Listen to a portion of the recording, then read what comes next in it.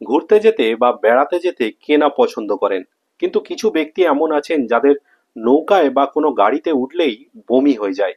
শুধুমাত্র এই কারণে এইসব ব্যক্তিরা ঘুরতে যাওয়া বা বেড়াতে যাওয়া থেকে বঞ্চিত হয়ে থাকেন।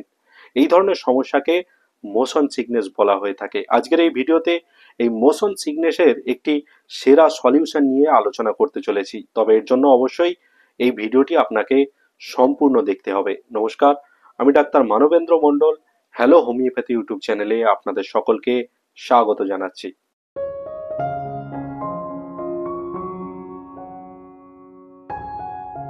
যেসব ব্যক্তিরা নৌকায় বা গাড়িতে উঠতে পারেন না, নৌকায় বা গাড়িতে উঠলে মাথা ব্যথা বা মাথা ঘোরার মতো সমস্যা দেখা দেয় এবং তার সাথে বমি হতে থাকে, এমনকি চলন্ত কোনো গাড়ি বা নৌকাকে দেখলেও এদের মাথা ঘুরতে থাকে এবং তার সাথে বমি হয়ে যায়।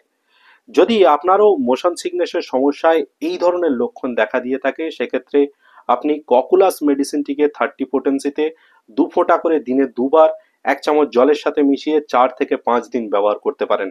তাহলেই কিন্তু আপনাদের এই ধরনের মোশন সিকনেসের সমস্যা সম্পূর্ণভাবে সেরে যেতে পারে।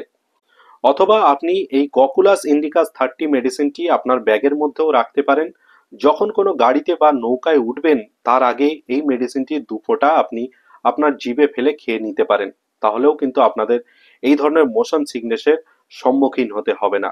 তবে এই মেডিসিনটি খাওয়ার পরেও যদি আপনার মোশন সিকনেসের সমস্যা থেকে যায়, সেক্ষেত্রে অবশ্যই আপনাকে কোনো কাছাকাছি হোমিওপ্যাথি চিকিৎসকের সাথে পরামর্শ করতে হবে। অথবা আপনারা চাইলে আমার সাথেও সরাসরি হোয়াটসঅ্যাপে পরামর্শ করতে পারেন।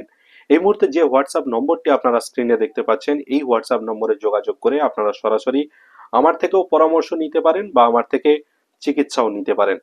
আজকের এই ভিডিওটি আপনাদের কেমন লেগেছে অবশ্যই আপনারা কমেন্ট করে জানাবেন, এবং যদি আপনি এই চ্যানেলে সম্পূর্ণ নতুন হয়ে থাকেন তাহলে অবশ্যই চ্যানেলটিকে সাবস্ক্রাইব করে রাখবেন, যাতে এই রকমের নতুন নতুন এবং গুরুত্বপূর্ণ ভিডিও আরও পেতে পারেন।